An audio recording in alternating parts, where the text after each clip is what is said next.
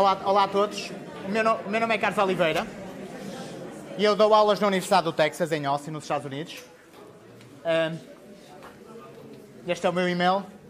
Aqui em Portugal tenho um projeto que se chama AstroPT, se vocês quiserem visitar todos os dias temos notícias de astronomia ou derivados da astronomia, como este caso. Convidaram-me para vir aqui, basicamente por dois motivos. Um deles foi para corrigir ali o professor José Manuel Marques, peço desculpa, mas Marte é do Benfica. Eu falei com os marcianos e são todos benfiquistas.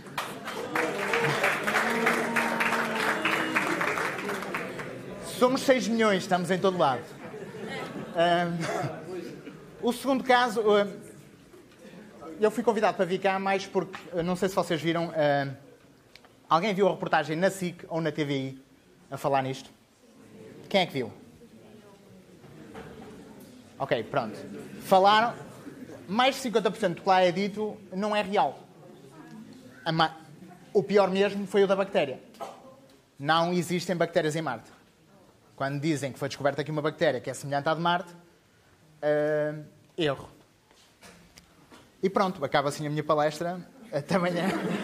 Obrigado a todos, espero que tenham gostado. Vamos passar por estes pontos, vou tentar passar por estes pontos todos.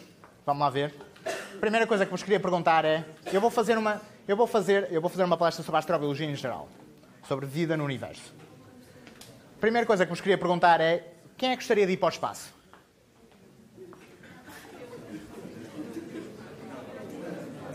Ok, não são muitos.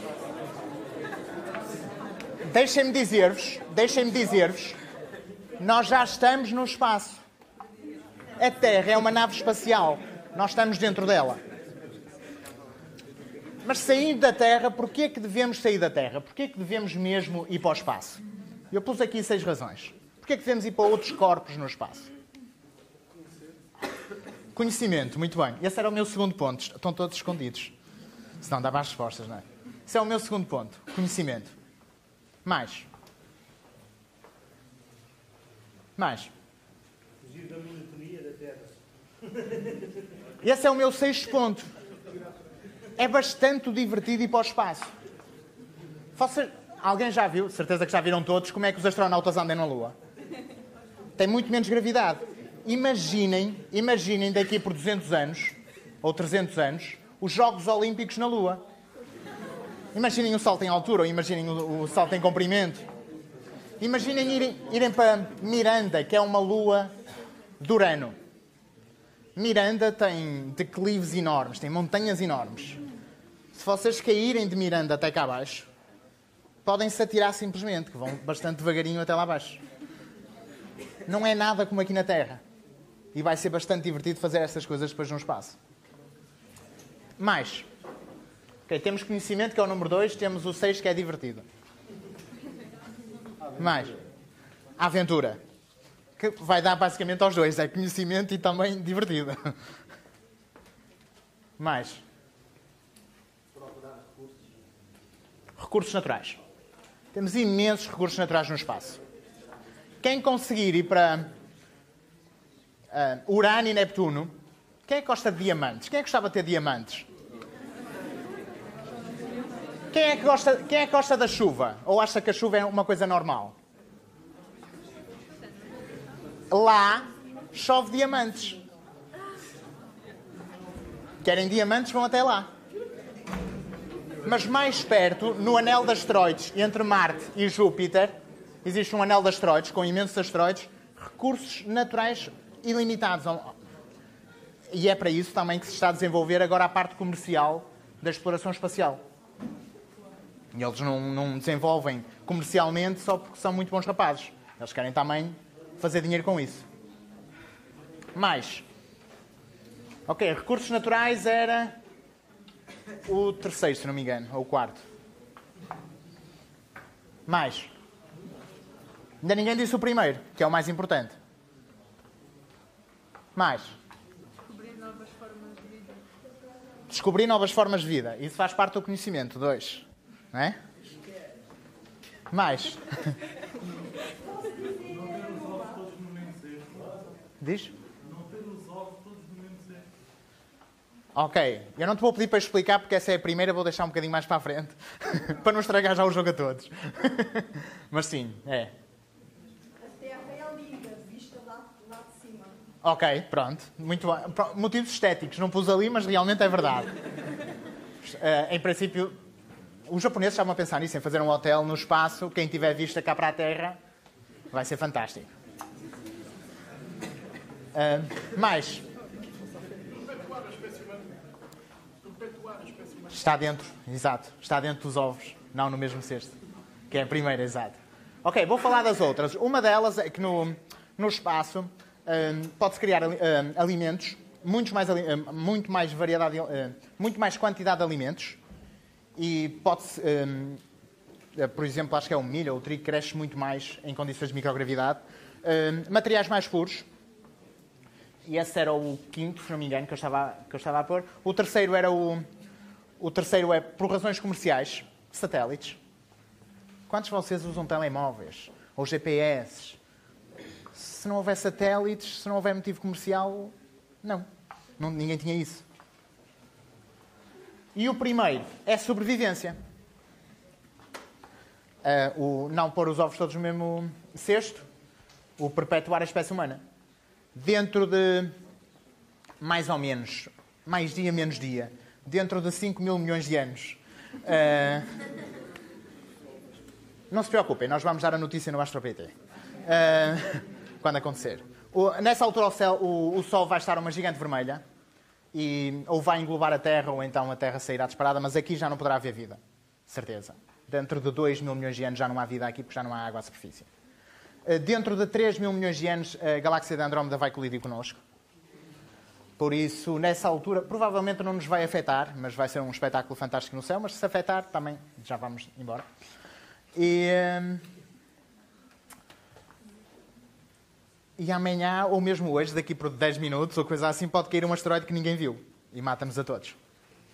Daí a frase do Carl Sagan, não devemos pôr os ovos todos no mesmo cesto. Devemos estar espalhados. E devemos espalhar para outros lados. Se matarem a humanidade, se um asteroide vier e matar completamente a humanidade na Terra, continuamos noutro sítio. Por isso temos que nos espalhar pelo universo por sobrevivência. Isto é um slide que pus aqui logo em segundo para perceberem que quando se está a falar, já ouviram pelo menos 2 pessoas, não falam muito, mas a falarem de ciência, e se calhar estão a pensar que são coisas de cientistas e assim. Não, o conhecimento é único. Não se pode pôr em causa o conhecimento num local e depois, por exemplo, usar o telemóvel que usa o mesmo conhecimento que nós estamos habituados. E todos nós usamos o mesmo tipo de pensamento científico. O que eles explicaram aqui são o que vocês fazem todos os dias. É pensamento científico. Se vocês forem no carro, provavelmente muitos de vocês não conduzem, mas vão com os pais. E vão na autoestrada. E o carro para, qual é a primeira coisa que pensam? Foram unicórnios invisíveis voadores que atravessaram o meu carro e pararam o carro. Certo? Não pensam isso. Ou, diz? São invisíveis, não os vimos. Pois, mas podes pensar que como são invisíveis, não os vimos, mas eles atravessaram o carro. Foram eles que nos... Ou coelhos voadores, ou o que quiseres. Ou o Pai Natal, veio da Trenó, pôs o sistema de invisibilidade, atravessou o carro e parou. Ninguém pensa isso. Por isso, quando se pensa em astronomia, quando se pensa em ciência em geral, também não se pode vir depois com aquelas ideias, bem aí o Nibiru, ou bem isto, ou bem não sei o quê. É do mesmo género.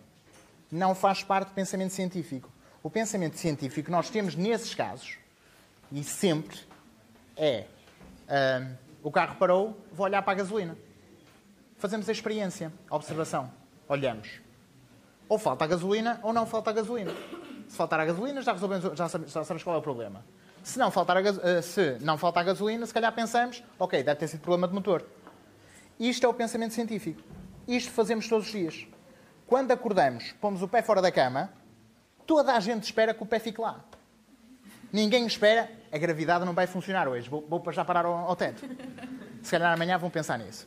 Vão-se lembrar e vão pensar nisso. Mas ninguém espera isso. Todos os dias, milhões de vezes ao dia, usamos o pensamento científico. E este pensamento permite depois ter estes resultados. Todos os dias usamos isso, mas com 100% de sucesso. Sempre. A gravidade funciona sempre. A eletricidade funciona sempre. E se não funciona a eletricidade, põe logo o pensamento científico a funcionar. Ok, vou chamar o eletricista, vou chamar este, vou chamar aquele, porque devia funcionar. Pela ciência deve funcionar. Ok. Como é que vocês acham que são os extraterrestres? Vou passar agora para o meu ramo mesmo, que é da astrobiologia. Os extraterrestres despertam paixões, estão em muitos filmes. Eu próprio acredito em extraterrestres. Mas o universo não quer saber das minhas crenças para nada. Por isso eles ou existem ou não existem. O que eu penso sobre isso não interessa. Mas o que é que vocês acham mesmo como é que eles são?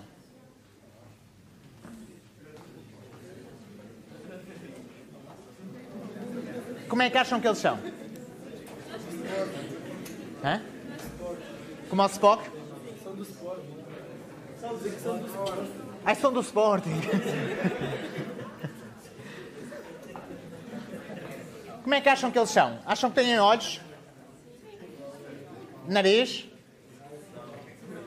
Cabeça? São cinzentos? São verdes? Isto é um tipo de extraterrestre chamado reptiliano. Supostamente os dinossauros eram muito inteligentes, criaram naves espaciais e foram viver para o outro lado. Este é do filme Marte Ataca. E este é o ET. Sabem o que é que acham que isto é? Isto é um extraterrestre? Acham que é um extraterrestre? Acham que a história do Spielberg era sobre extraterrestres? Já viram? Quem viu o filme? ET. Ok, a maior parte. Acham que a história era sobre extraterrestres? Ah, era sobre a amizade? Então deixem-me dar só algumas evidências do filme, a ver se vocês se conseguem chegar lá. Ok, o extraterrestre vem do espaço. É deixado cá pelos pais, pelo pai. Entretanto, faz amizades com miúdos. Fica com vários seguidores. Faz alguns truques de magia, até põe as bicicletas a voar e tudo. É perseguido pela autoridade. A mãe do miúdo chama-se Maria. O extraterrestre morre. O extraterrestre ressuscita. O extraterrestre diz ao miúdo que vai estar sempre aqui. E ele tem um coração que até vibra de vez em quando e cura o miúdo ao fazer assim. E depois, no final, diz-lhe, vou estar sempre contigo aqui e aqui. E foi outra vez para junto do pai.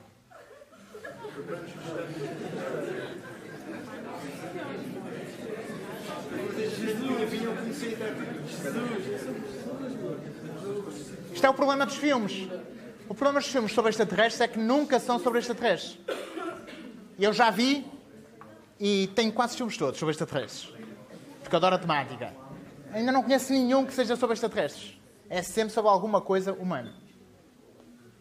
Neste caso acho que já perceberam o que era, não é? Isto é o Yoda, Star Wars.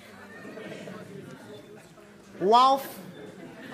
Se calhar vocês não sabem o que é, mas eu cresci com ele.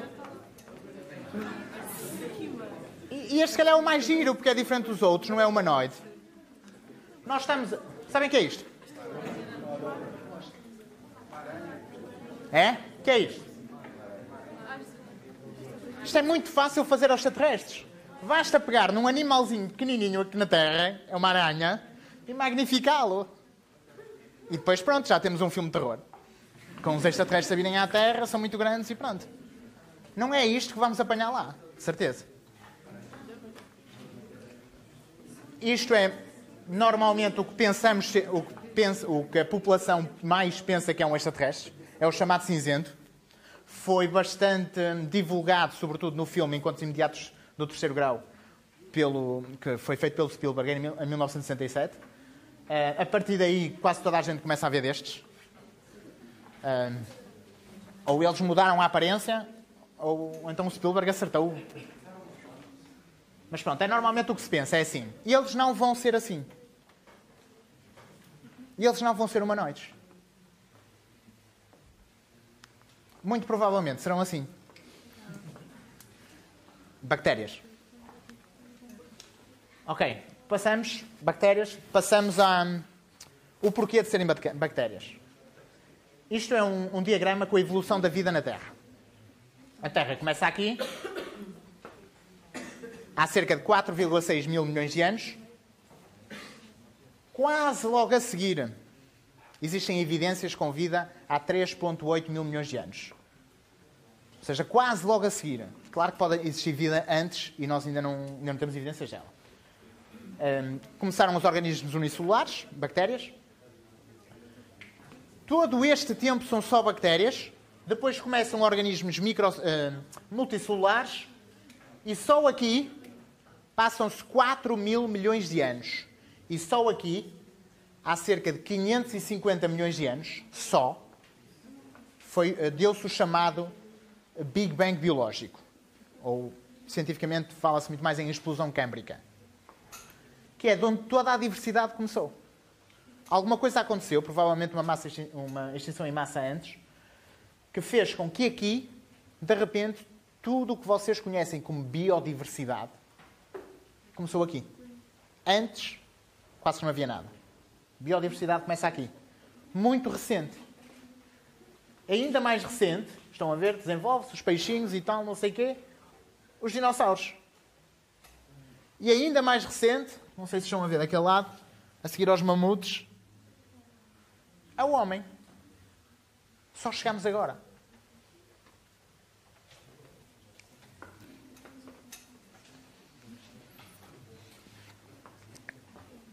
Existem várias problemáticas ao longo do desenvolvimento da vida. Uma delas é o oxigênio. Normalmente pensa-se, ok, tem que encontrar um sítio com oxigênio para haver vida. Não. Por que não? Porque mesmo aqui na Terra existe vida que não precisa de oxigênio. E no início não havia vida com oxigênio, a precisar de oxigênio, porque não havia oxigênio na atmosfera. Foi a vida que pôs oxigênio na atmosfera. E esse oxigênio era um veneno para essa vida. Como nós pomos agora dióxido de carbono, era um veneno para essa vida. E depois houve outra vida que veio, já adaptada a ter esse oxigênio. E dessa vida, depois viemos nós. Muito tempo depois. Ok? Pronto, isto foi uma mudança bastante importante. Porque diz-nos isto. Se encontramos planetas com oxigênio na atmosfera, se calhar poderão ter vida. Mas não precisamos de ter oxigênio noutros sítios para haver vida. Pode haver vida sem precisarmos de oxigênio. Por isso não precisamos de andar à procura do oxigênio. A explosão câmbrica. Falei-vos agora, é o tal Big Bang biológico. Dá-se há 550 milhões de anos. Durante 4 mil milhões de anos já existia a Terra, não havia qualquer diversidade daquela que estamos aqui a ver. Mas, durante mais de 3 mil milhões de anos, a vida era bactérias, mais nada. Aliás, e as bactérias continuam, elas não acabaram. Nós somos uma fábrica de bactérias. Aliás, a Lynn Margulies, uma das mais famosas microbiólogas do mundo, morreu há pouco tempo, dizia que a nossa consciência é simplesmente uma ilusão. Nós estamos a trabalhar para as bactérias. Elas unem-se para nos formarem a nós, para elas sobreviverem. Mas nós temos bactérias em todo lado. Dentro de nós, fora de nós, está em todo lado. Por isso elas continuam e existem desde sempre. Pronto, começou aqui a chamada biodiversidade, provavelmente a partir de uma extinção em massa. Extinções em massa, importante para o desenvolvimento. Porquê? Porque essas extinções em massa permitem, a seguir, existirem nichos, abrem-se nichos, que permitem uma maior diversidade de vida. A vida que vier depois é mais diversa do que a que existia antes. Nos últimos 500 milhões de anos aconteceram 5 extinções em massa. A mais conhecida aconteceu há 65 milhões de anos atrás, que matou os dinossauros. Alguém já viu o Jurassic Park? Não. Ok. Nessa altura, há 65 milhões de anos, morreram cerca de 75%, ou extinguiram-se à volta de 75% de toda a vida na Terra. Não foram só os dinossauros. E os dinossauros, muitos deles evoluíram para aves e assim, e outros sobreviveram durante muito tempo. Aquilo não é tipo num segundo. Aquilo demorou alguns milhões de anos. Nós é que vemos isto há 65 milhões de anos, por isso é mais ano, menos ano. Mas não foram só os dinossauros, foi 75% de toda a vida na Terra. Claro que, sei lá, se existiam lesmas que se extinguiram naquela altura e o Spielberg fazer um filme sobre lesmas, ninguém ia ver. Por isso é mais fácil falar dos dinossauros, que assim toda a gente vai ver, não é? Os dinossauros são interessantes, porque os dinossauros foram os senhores da Terra, muito bem-sucedidos em quase todos os ambientes terrestres, durante 170 milhões de anos. 170 milhões de anos eles ocuparam tudo e desenvolveram-se bastante e foram os senhores da Terra. Não precisaram de inteligência. Foram os senhores da Terra durante 170 milhões de anos. Nós estamos cá há cerca de 200 mil anos. E já pensámos que somos maiores.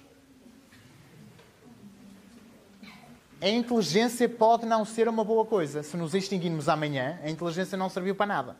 Mas ninguém vai saber de nós. Nós sabemos de dinossauros porque eles também estiveram cá durante muito tempo. Nós não. Nós é um segundo. Cá está o gráfico das extinções em massa. As 5 nos últimos 500 milhões de anos.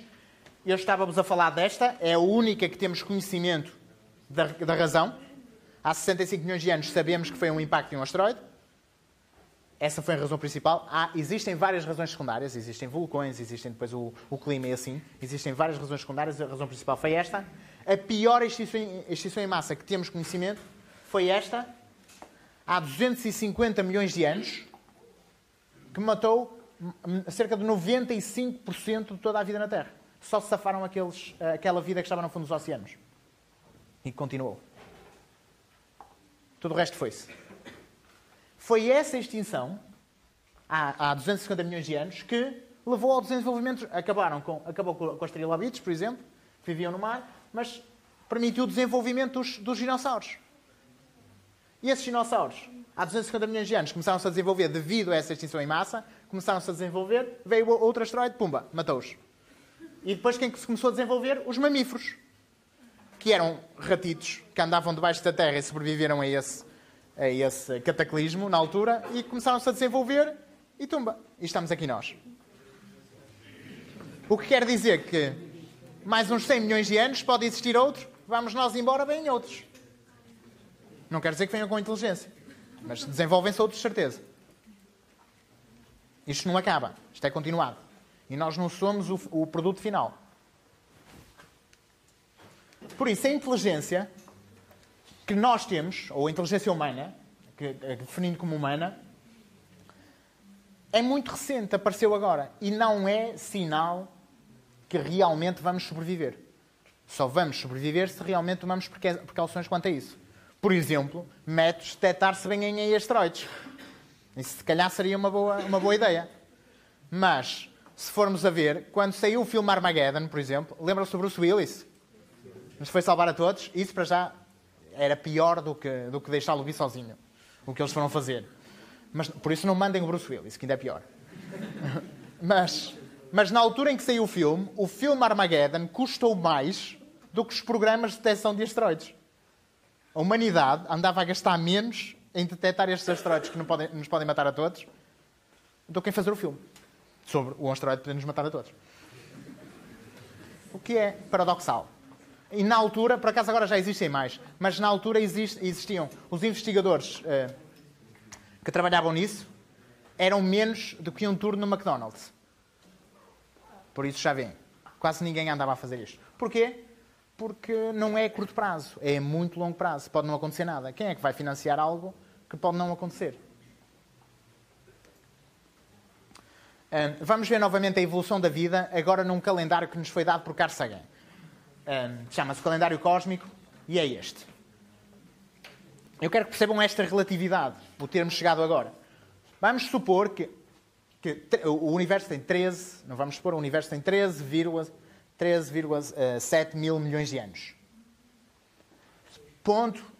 A história de todo o universo, 13,7 mil milhões de anos. Num ano só, se pusermos só num ano, como é que se passavam as coisas? Ora, em janeiro era o Big Bang, a 1 de janeiro era o Big Bang.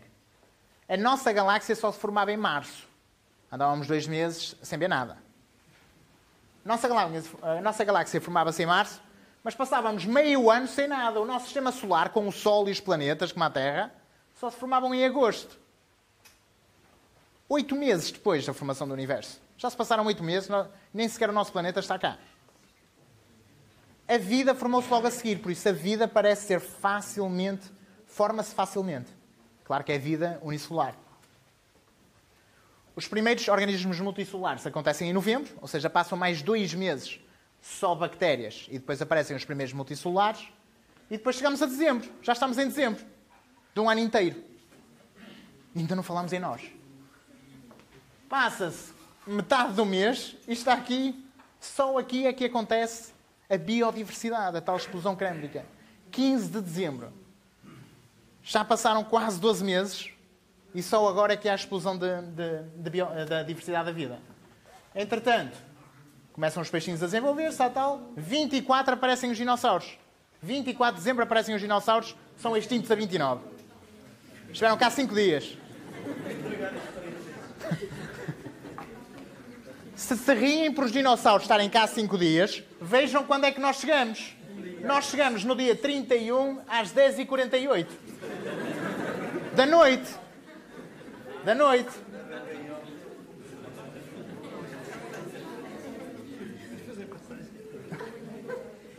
As pirâmides foram construídas há 10 segundos atrás. Nós só chegamos agora. E pensamos, quando pensamos em vida extraterrestre, pensamos, eles vão ser como nós e vão ser assim. Mas nós só chegamos agora. E eles vão ser como nós? Não. Pronto, aquele era o calendário do Sagan, como está no livro do Sagan e como está na série. Depois pus em português, mas é a mesma coisa. Cá estamos, novamente, primeiros humanos, Renascimento, Galileu, descobrimentos portugueses. Pronto. Chegamos agora.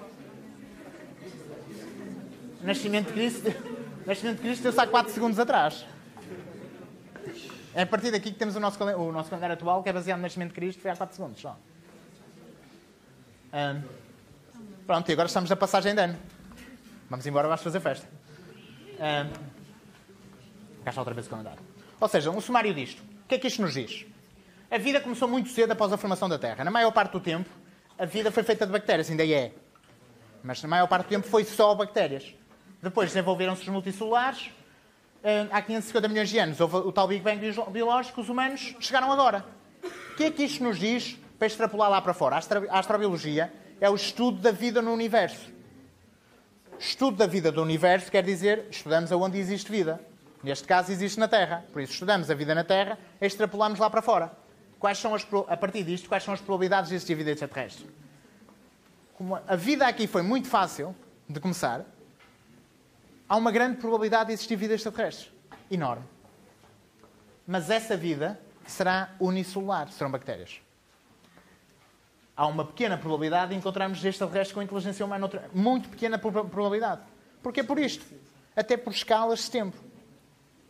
Se vamos a um planeta, vamos supor que os extraterrestres vieram cá, vieram visitar-nos. Nós temos sempre a mania que eles vieram agora. Mas o universo tem 13,7 mil milhões de anos. Vamos supor que os extraterrestres vieram cá recentemente, há 1 milhão de anos. Recentemente. O que é que encontraram? Bactérias, não nada mais. Foram-se embora, obviamente. Como nós vamos quando encontramos noutros planetas. Porque eles não vão estar no mesmo tempo que nós.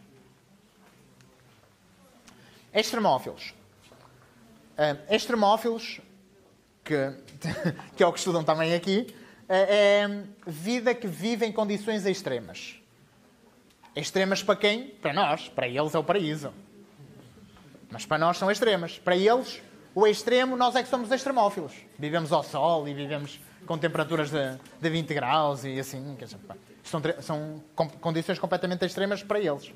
Mas pronto, extremófilos são organismos que vivem em condições extremas do ponto de vista humano. Há extremófilos em quase todo lado na Terra. Seja nos quentíssimos geysers, como em Yellowstone, seja nos sítios mais secos, seja dentro de pedra, seja perto das chaminés negras. Chaminés negras são os vulcões que estão no fundo dos oceanos, com pressões altíssimas. Não precisam do sol para nada, aquilo é completamente negro. Por isso, e até existem organismos multicelulares complexos, como caranguejos, que são completamente brancos, e que vivem lá e vivem do enxofre que vem das chaminés negras. Não querem saber do oxigênio cá fora, não querem saber do sol. Se não tiverem sol, não faz mal. É melhor para eles. Eles gostam deste ambiente. Se vierem cá acima, morrem. Não gostam deste ambiente. Mas lá, para eles, é o paraíso. E houve umas bactérias também que foram trazidas da Apollo 12, que ficam... a missão Apollo 12, quando foi lá, foi buscar se não me engano, era uma câmara onde é que está a sonda? Como é que se chama a sonda? Está ali? Não, mas pronto, era a Surveyor 3. Foram lá buscar uma câmara e encontraram que a câmara tinha bactérias, quer dizer que as bactérias terão talvez sobrevivido no vácuo da Lua, condições extremas de quente e frio, durante 3 anos quase. Normal para elas. Para mim é que não era. Ainda para mais não havia os Jogos do Benfica lá. Isto são as chaminés negras nos fundos oceanos. Isto é importante para quando formos agora falar sobre, por exemplo, na Lua Europa, na Lua de Júpiter. Em quase todo lado, lá está, quase todo lado extremo, temos vida, o que poderá querer dizer que na Lua Europa também poderá existir vida, por exemplo, ou Marte. Isto diz-nos 2 coisas. A vida é complexa, é muito variada, vive em todo lado, mas precisa de condições moderadas. A vida complexa precisa de condições moderadas. A vida simples não, vive em todo lado. A vida complexa precisa de condições moderadas. Nós, a vida humana, ainda precisa de condições ainda mais moderadas. Se nós apanharmos um bocado de frio, ficamos logo com frio. Dizemos logo e não sei o quê. Pronto, temos que ter uma moderação. O que é que isto nos diz em termos de probabilidades de encontrar vida extraterrestre novamente? Diz-nos, já que as bactérias conseguem viver em quase todo lado, provavelmente, se formos para outros lados, vamos encontrá-las. Há uma grande probabilidade de encontrar. A probabilidade de encontrar seres complexos é pequena. Ou pelo menos é muito menor. Porquê? Porque precisam de condições mais especiais. A probabilidade de encontrar pessoas como nós é ínfima. Nós ainda precisamos de condições ainda mais moderadas. Eu adoro Star Trek, por exemplo, mas faz-me um bocado de confusão. Eles irem para qualquer planeta. Apesar de todas as semanas é uma aventura. Mas se fôssemos mesmo pelo espaço, passavam algumas centenas de anos antes de eles encontrarem outro planeta. Mas pronto, todas as semanas é uma aventura. E depois chegam lá a um planeta e estão a respirar como se aquilo fosse puramente normal. Não há nenhum planeta que vai ter as percentagens iguais ao que temos aqui na Terra. Mas a Terra não tem as mesmas percentagens ao longo do tempo. Na altura dos dinossauros tinha à volta de 31% de oxigênio, por exemplo. No início não tinha nada, não tinha oxigênio nenhum. A própria Terra vai mudando. Se nós mudarmos o nosso tempo, nós próprios não conseguimos viver aqui na Terra. Isto não quer dizer que não vamos encontrar vida ou que não podemos encontrar vida até inteligente. Agora, a probabilidade de encontrar é muito menor. Ou seja, se formos a 10 planetas, provavelmente podemos encontrar 5 com vida bactérias e outros 5 sem nada. E só se encontrarmos, sei lá, vou pôr um número à sorte, 3 milhões de planetas, aí sim, talvez exista um que até tenha um com vida complexa e que até possa ter um bocado de sinais de inteligência ou assim. Uns peixitos jeitosos na Lua Europa, como vamos ver. Se encontrarmos peixes no outro lado, certeza que os vamos comer. Esse também é um dos fatores que não se vê nos filmes. Os humanos comem tudo aqui na Terra. Se encontrarmos vida extraterrestre, provavelmente a primeira coisa vai ser: será que é bom?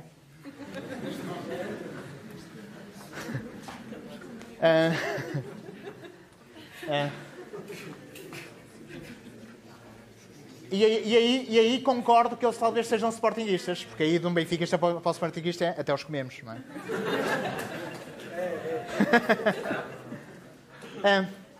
Um dos pontos que quero realçar também é que tudo o que falamos aqui é num mísero ponto no espaço. Nós somos completamente insignificantes no espaço. E ainda vou falar disto mais para a frente. Isto é o Calvin, a pensar que é muito significante e afinal é só um grande pó no espaço, mais nada. Tudo o que estamos a ver é a partir de um só sítio. E ao fazermos de um só sítio, não estamos realmente a fazer ciência. Estamos a extrapolar de uma só experiência. E ao extrapolar de uma só experiência, não estamos realmente, temos que encontrar outros e ver se realmente as nossas ideias, as nossas hipóteses estão certas ou não. A partir do momento em que encontremos outros. Marte. Este é o chamado Vale Marineris, um vale enorme, muito profundo, que atravessa grande parte de Marte. Marte é o planeta mais próximo do qual se pode ver a superfície. O planeta mais próximo de nós é Vênus, mas está coberto de nuvens, não conseguimos ver a superfície. O planeta mais próximo que conseguimos ver a superfície é Marte. Ou seja, é pertíssimo, ele está pertíssimo. É frio, tem menor pressão que a Terra, tem uma atmosfera constituída por dióxido de carbono, é uma atmosfera bastante rarefeita, quase que não tem atmosfera. Tem o maior vulcão do sistema solar porque não tem placas tectónicas, como nós temos, como a Terra tem. É o chamado planeta vermelho, porque tem na superfície óxido de ferro uma forma de ferrugem. Afinal, não é por causa do Benfica. Algumas imagens de Marte, tiradas pelo Spirit e pelo Opportunity, os dois rovers que estavam lá, agora chegou lá o Curiosity. Entretanto, o Spirit morreu. O Spirit não morreu, quer dizer, uma máquina não morre, não é? Mas pronto. Encalhou e ficou lá. Não sai do sítio. Ficou nas areias. Este é o Spirit e o Opportunity. Eram assim. Algumas das evidências de água. Se isto fosse na Terra, isto pareciam rios. Aqui novamente. Se isto fosse na Terra, parecia um rio. E isto também, isto chama-se teardrop, parece, não sei como é que se diz em português, lágrima, não sei se em português a tradução para a geologia, não sei. É a mesma coisa, pronto. Que é formado também na presença de água. Os gullies, que são sulcos nas crateras, nas paredes das crateras, provavelmente feitos por água, podem ter sido feitos também por desabamentos de dióxido de carbono que esteja debaixo do solo. Como é que se chamam estas pequenas... isto aqui? Quer dizer, lá chamam-se, entre aspas, blueberries.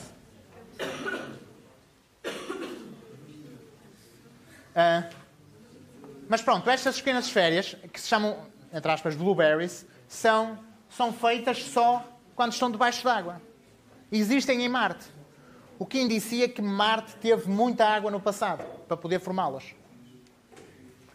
Por isso os gullies, as esferas, os arroios, que eram alguns dos canais que viram, tudo isto aponta para a evidência água líquida na superfície há cerca de 3 mil milhões de anos atrás.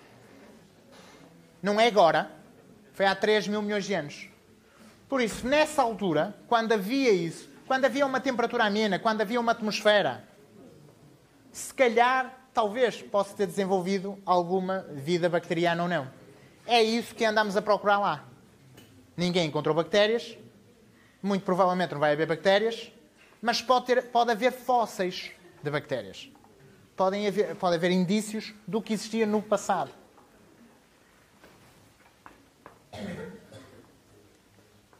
Ok, isso era Marte. Júpiter.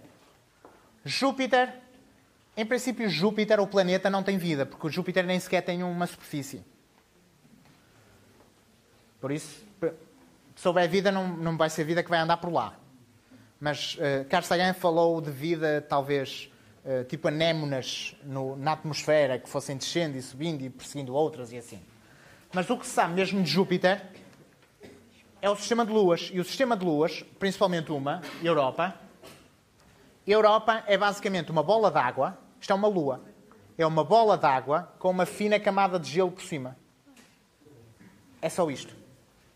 E ao ser isto, ao ter água, se conseguirmos ir lá, e existiam missões planeadas que entretanto foram cortadas, era para termos orbitar a Europa, uma pousar e depois uma fazer um furo e meter por lá dentro um submarino. Este submarino, por acaso, anda a ser testado lá no lago à beira da minha casa, que anda a ser testado por uma equipa da minha universidade.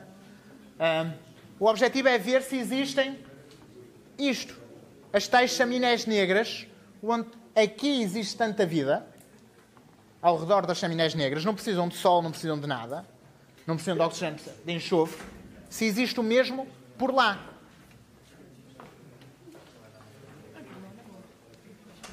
Saturno. Ok, falámos de Marte, falámos de Europa, Lua de Júpiter. Agora, Saturno. Saturno, novamente, é como Júpiter. Não será o planeta que poderá ter vida, mas sim o seu sistema de luas. Qual lua? Encélados é uma delas, é bastante recente. Vou-vos falar de outra, de Titã. Titã é a única lua, é a segunda maior lua de lá, e é a segunda maior lua do Sistema Solar, e é a única lua que tem uma atmosfera. Isso é excelente. Além disso, tem lagos à superfície. Só que são lagos de metano e etano. A vida não será... Se existir vida, não será como esta aqui. será baseada no metano e no etano. Mas existem líquidos à superfície da Lua e uma atmosfera espessa. Mas esta Lua, como tenho aqui a dizer, esta Lua é muito parecida até com o que pensamos que poderá ter sido a Terra no início também. Tinha líquidos à superfície, não tanto como aqueles que estamos agora habituados. Na altura, por exemplo, os oceanos seriam talvez verdes ou assim. Não tinha as condições que temos agora. Provavelmente seria semelhante, análogo. Chama-se condições pré-bióticas, condições antes da vida. Mas que podem dar origem à vida. Isto é Titã vista de fora. Isto é Titã, isto são imagens artísticas de quando a Huygens, que foi uma sonda, nós temos no sistema de Saturno, temos lá uma sonda chamada Cassini, que já está lá há vários anos. Quando ela foi para lá, levou uma sonda agregada, que quando chegou lá deixou cair nessa Lua Titã, que nunca tínhamos visto Titã lá dentro, porque ela está coberta de nuvens. Nunca tínhamos visto. Então deixou cair essa sonda, que era a Huygens, e a sonda caiu lá. E o que é que viu? Isto são imagens artísticas, o que se esperava ver, tipo um oceano de metano e assim. O que é que viu mesmo? Isto é uma fotografia tirada de lá. Isto são pedras de gelo de água e hidrocarbonos. À medida que ia descendo, tirou, por exemplo, esta fotografia. Se fosse tirada na Terra, se não mandarmos uma coisa para a atmosfera e tirarmos uma fotografia, isto parece uma costa marítima, parece uma praia. Isto foi tirado lá, em Titã. A existir, se isto realmente for um oceano, não será um oceano de água, novamente. Será um oceano de metano. Diferente. Ok, conclusões deste momento. O universo provavelmente é capaz de estar cheio de vida. Os extraterrestres serão maioritariamente bactérias. Poderá existir organismos complexos, mas poucos. Seres racionais e inteligentes, visto por tudo o que vimos aqui, seja a evolução da vida, seja os extremófilos, a probabilidade de existirem será bastante ínfima, ao contrário do que diz a ficção científica, por exemplo. Mas isto é somente com base na experiência terrestre. Isto é pouco, lá está. Não temos, para termos ciência, temos que ter várias experiências, temos que ver várias observações, e não sempre no mesmo sítio. Isto é um dos slides finais. O Calvin a dizer, às vezes acho que a prova mais segura de que há vida inteligente noutro ponto do universo é o facto de ninguém ter vindo cá. Até hoje não há nenhuma prova da existência de vida extraterrestre. Isto é o que... Desculpem, não é até hoje. Até há bocado, até ter visto pela última vez na net ou ter falado com eles lá. Se calhar, entretanto, já houve, eu é que não sei. Que, entretanto, estive aqui, não sei. Hoje ou amanhã, não sei muito bem, a NASA vai fazer uma conferência de imprensa sobre novos resultados em Marte. Tem a ver com metano. A notícia está embargada, já existem os resultados, já existem as experiências, não sei o quê, mas a notícia está embargada. Mas vai sair hoje ou amanhã, eles vão pôr a notícia. Mas não é marcianos verdes a dizerem adeus à sonda. Não é nada disso. Isso posso garantir. Ok. Estão a ver alguma coisa aqui? O que é que vêem? Conseguem ver um pontinho aqui no meio? Conseguem ver? Isto foi uma fotografia que eu tirei ao céu. O que é que acham que isto é? O que é que acham que isto é? Isto é um planeta de... Qual planeta? É uma estrela? Qual estrela? Não é Júpiter, mas por acaso é uma boa ideia. Júpiter é assim grande no céu. Vênus também é uma boa ideia, mas também não é Vênus. Também é assim grande no céu, mas não é Vênus. Mais. Também não é Marte. Mais. Não faltam muitos. Também não é... A Lua é demasiado pequeno para ser a Lua. Também não é Urano. Urano não se vê olho nu. Não consegui tirar a fotografia. Assim. Mas não é Mercúrio. Mercúrio está muito perto do Sol. Tinha que se ver também o Sol ali muito perto. Também não é Saturno. Também não é Neptuno. Plutão já não é planeta sequer. É planeta não. Exato, foi para a segunda divisão. Desceu divisão. Plutão desceu divisão. Querem que vos diga? É um planeta. Querem que vos diga? A fotografia não foi tirada por mim. foi tirada pelo rover Spirit em 2004 da superfície de Marte, olhou para o céu, tirou uma fotografia e esta é a Terra. Notem, isto é a Terra tirado do planeta mais próximo que conseguimos ver a superfície. Se formos para o outro, nem sequer vemos a Terra. E ali estão todas as pessoas que vocês conhecem. Todas as pessoas que vocês uma vez leram nos livros de história. Todo o conhecimento que sabem está tudo ali. Tudo ali. Quando ouvem falar, sei lá, os Estados Unidos vão invadir, é o exemplo mais típico. Os Estados Unidos vão invadir mais um país qualquer. Estamos a falar de uma pequena coisita ali. Mais nada. E agora vou-vos passar um vídeo que é uma das mensagens mais fortes de Carl Sagan. Tem alguma coisa a dizer? Oh, ok. É uma das mensagens mais fortes de Carl Sagan. Diz? Espero que ouçam. A mim dá-me sempre arrepios. É a partir desta imagem. Apesar de Sagan nunca ter visto esta imagem. Sagan morreu antes do Spirit chegar lá.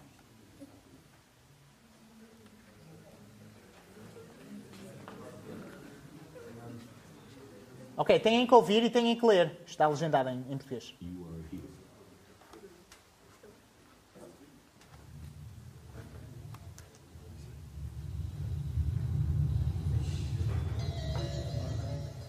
The spacecraft was a long way from home. Isto é Voyager, uma das sondas que mandamos para lá. To have them take one last glance homeward. From Saturn, I knew the Earth would appear too small for Voyager to make out any detail. Our planet would be just a point of light, a lonely pixel, hardly distinguishable from the many other points of light Voyager would see, nearby planets, far-off suns. But precisely because of the obscurity of our world thus revealed, such a picture might be worth having. It had been well understood by the scientists and philosophers of classical antiquity that the Earth was a mere point in a vast, encompassing cosmos. But no one had ever seen it as such. Here was our first chance, and perhaps also our last, for decades to come. So, here they are. A mosaic of squares laid down on top of the planets, and a background smattering of more distant stars. Because of the reflection of sunlight off the spacecraft, the Earth seems to be sitting in a beam of light, as if there was some special significance to this small world. But it's just an accident of geometry and optics. É uma fotografia que a Voyager tirou. Humans in this picture. Que é a Terra. Not our reworking of the Earth's surface, not our machines, not ourselves. From this vantage point, our obsession with nationalism is nowhere in evidence. We are too small. On the scale of worlds, humans are inconsequential. A thin film of life on an obscure and solitary lump of rock and metal. Consider again that dot. That's here. That's home. That's us. On it, everyone you love, everyone you know, everyone you ever heard of, every human being who ever was, lived out their lives. The aggregate of our joy and suffering, thousands of confident religions, ideologies, and economic doctrines, every hunter and forager, every hero and coward, every creator and destroyer of civilization, every king and peasant, every young couple and love, every mother and father, hopeful child, inventor and explorer, every teacher of morals, every corrupt politician, every supreme leader, every superstar, every saint and sinner in the history of our species lived there, on the mote of dust, suspended in a sunbeam. The Earth is a very small stage in a vast cosmic arena. Think of the endless cruelties visited by the inhabitants of one corner of this pixel on the scarcely distinguishable inhabitants of some other corner. how frequent their misunderstandings, how eager they are to kill one another, how fervent their hatreds. Think of the rivers of blood spilled by all those generals and emperors, so that in glory and triumph they could become the momentary masters of a fraction of a thought. Our posturings, our imagined self-importance, the delusion that we have some privileged position in the universe, are challenged by this point of pale light. Our planet is a lone speck in the great enveloping cosmic dark. In our obscurity, in all this vastness, there is no hint that help will come from elsewhere to save us from ourselves. Like it or not, for the moment, the earth is where we make our stand. It has been said that astronomy is a humbling and character-building experience. There is perhaps no better demonstration of the folly of human conceits than this distant image of our tiny world. It underscores our responsibility to deal more kindly with one another and to preserve and cherish the only home we've ever known. The Pale Blue Dot.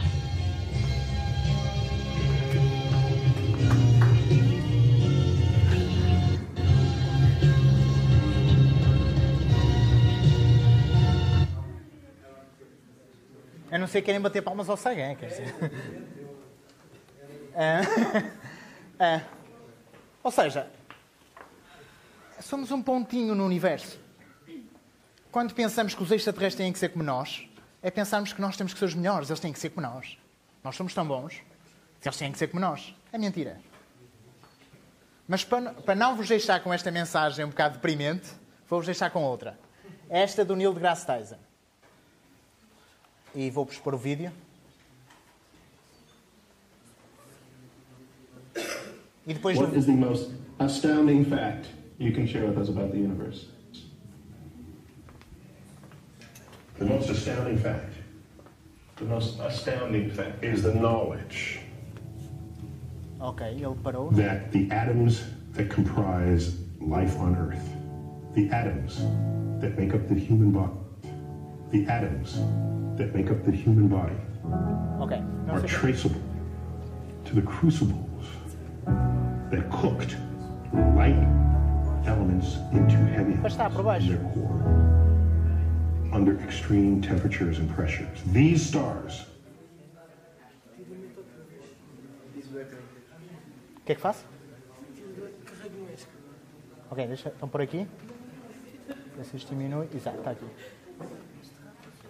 the high mass ones among them. Okay. Fact you can share with us about the universe. The most astounding fact, the most astounding fact is the knowledge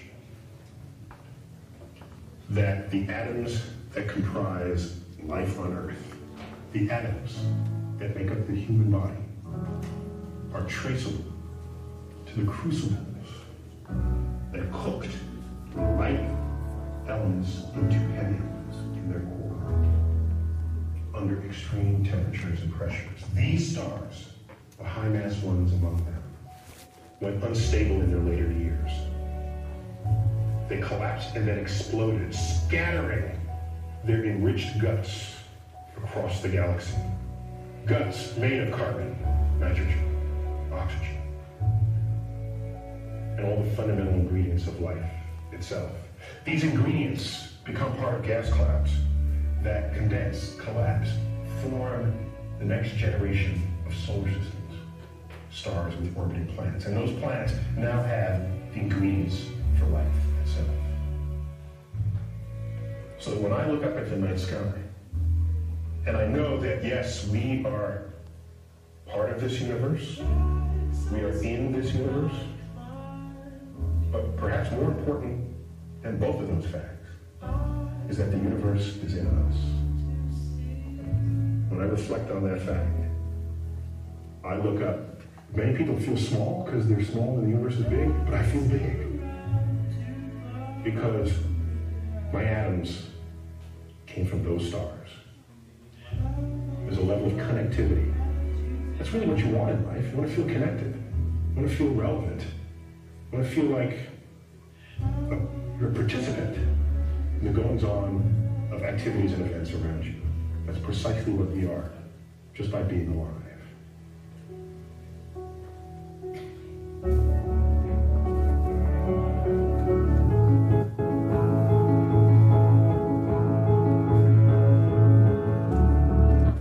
Ou seja, ok, somos muito pequeninos no universo. A Terra é muito pequenina no universo. What is the most astounding fact you can share with us about the universe? Mas há uma coisa que nós temos e que os possíveis extraterrestres também terão. As estrelas, como o Sol, são estrelas pequenas. Essas estrelas, como o Sol, estrelas pequenas com pouca massa, basicamente convertem o hidrogênio em hélio. E ficam-se basicamente por aí. As estrelas mais massivas, com muito mais massa, produzem todos os elementos a seguir até ao ferro. Vocês vão a uma tabela periódica, em química, acho eu, e veem todos aqueles elementos até ao ferro são produzidos nas estrelas massivas. O carbono de que somos feitos. O carbono que as mesas e as cadeiras são feitos. O carbono de que a Terra é feito. O oxigênio que existe na atmosfera da Terra. Azoto, tudo. Todos esses elementos até ao ferro são produzidos nas estrelas. Todos os outros elementos a seguir, tipo prata, ouro, diamante, o que seja a seguir ao ferro, são produzidos na explosão de uma estrela. Tem tanta energia a explosão de uma estrela. Não é bem a explosão, é uma implosão do núcleo, mas pronto. Uma supernova, normalmente isto quer uma explosão de uma estrela. E aí tem tanta energia que produz todos os outros elementos a seguir na tabela periódica, a seguir ao ferro. Ou seja, todos nós, e eles também serão, e tudo o que existe à nossa volta, nós somos constituídos por pó de estrelas. Mesmo o carbono, o oxigênio que foram produzidos nas estrelas, são depois distribuídos pelo universo quando a estrela explode. Tudo isso é expandido pelo universo. E depois estamos nós aqui. Ou seja, nós não só estamos no universo, mas o universo está em nós. E essa é a mensagem do Neil deGrasse Tyson. E não é só isso, não é só a parte do universo estar em nós. É que todos nós, todos os nossos átomos, já fizeram parte de planetas, de luas, de nebulosas, de outras galáxias, já estiveram noutros sítios, todos os nossos átomos, e agora juntaram-se e estão a formar-nos a nós. Quando morrermos, vamos tornar a fazer parte desse universo. Todos os nossos átomos vão outra vez distribuir-se por todo lado. E essa é a grande mensagem dele. Nós estamos no universo, mas o universo também está em nós. É assim. E acabamos.